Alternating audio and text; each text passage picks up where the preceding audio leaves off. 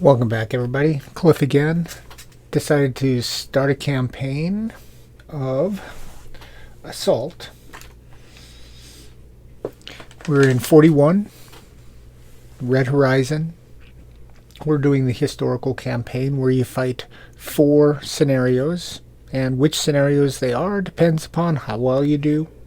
This is crossing the Narew, a river in Poland. This is in June 1941, Operation Barbarossa.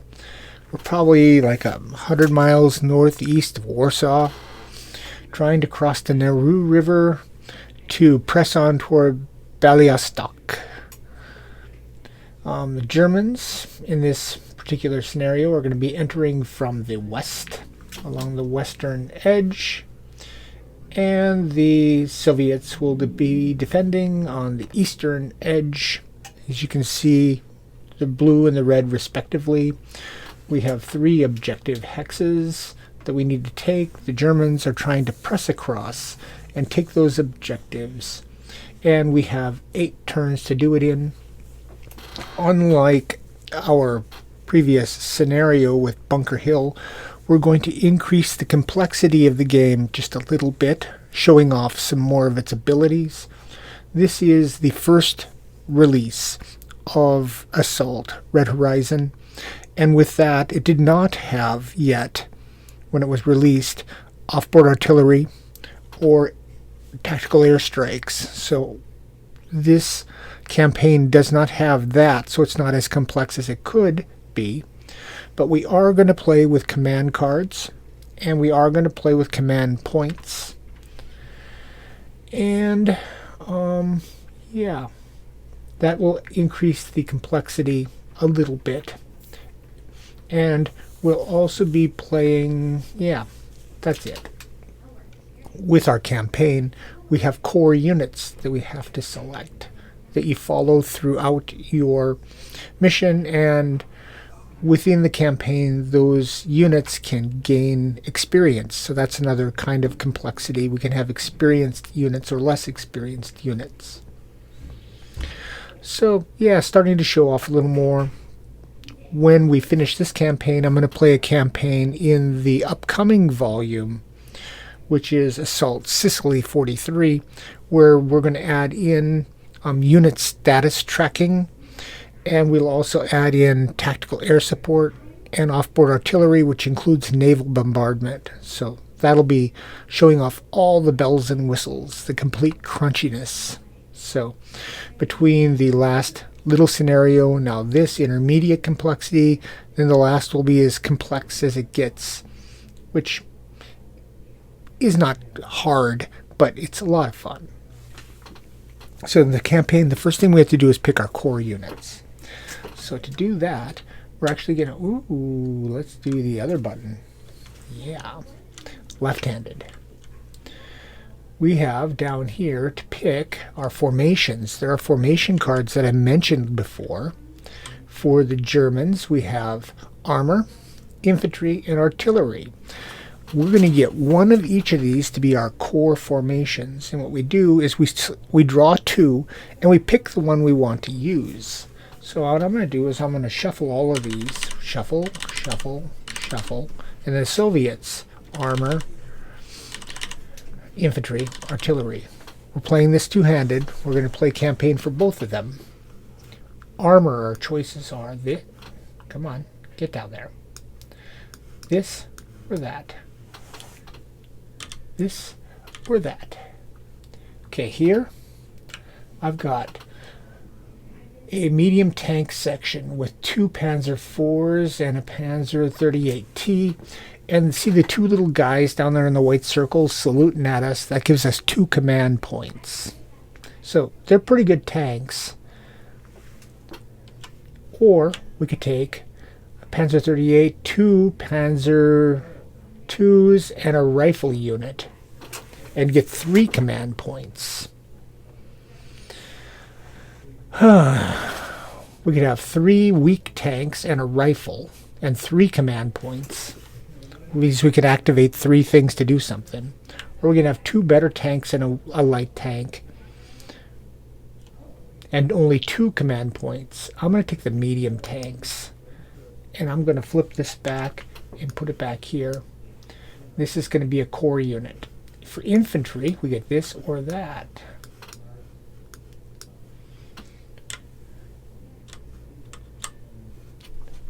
Here we get 3 grenadiers with 3 half-tracks and 5 command points. Or we get 3 rifles, 3 half-tracks, and a heavy machine gun and 5 command points. So we can have grenadiers, or we can have rifles and a heavy machine gun.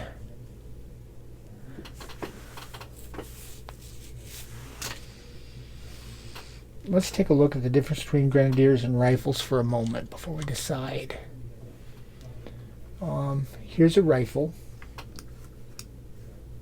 Here's a heavy machine. Here's our grenadiers. So the rifle is red, yellow, and then he's red, green, green for close combat. Red, red, green, red, red, green. Oh yeah, the grenadiers are much better. We're going to take the grenadiers.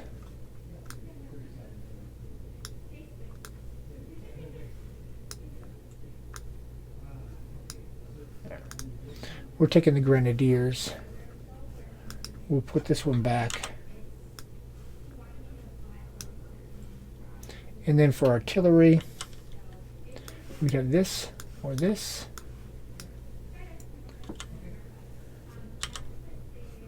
Light anti-tank. 3 light anti-tank guns and an infantry gun. Or 3 light anti-tank guns, a mortar, and an anti-tank rifle. 4 commands here, 3 commands there. We're taking the 4 commands. I also like the fact that we have a mortar for smoke if I need it. Those are going to be our core units. I'm going to take these guys and I'm going to set them over by my board. Over here. They're permanently out of play from now on. They're all going to come in at normal morale. And we have to see what the Soviets are going to get. For tanks, they either get that or that. They got a storm tank section, 2 heavy tanks and a rifle. Or a bunch of light tanks. More commands. We're taking the heavy tanks.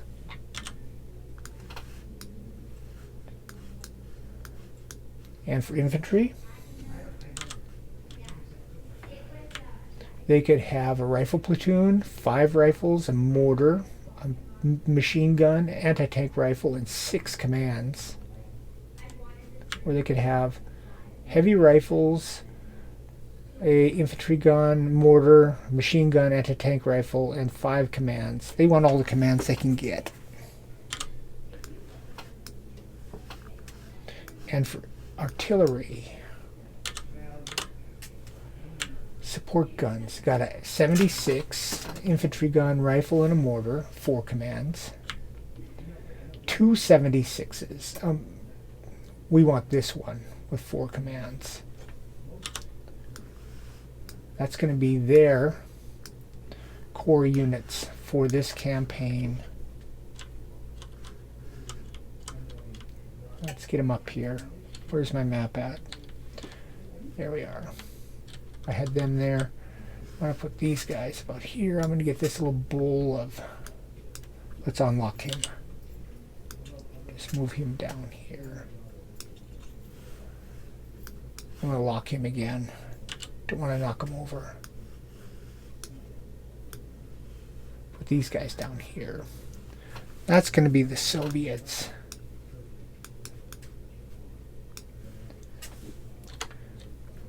This is going to be the Germans.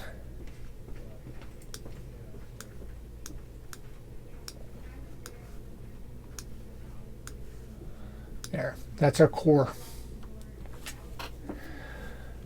I'm going to label these core.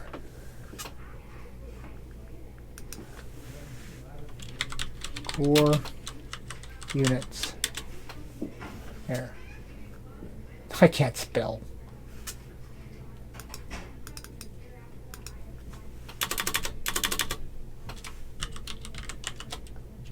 I'm going to do the same here. That way I will remember what I'm doing, in theory.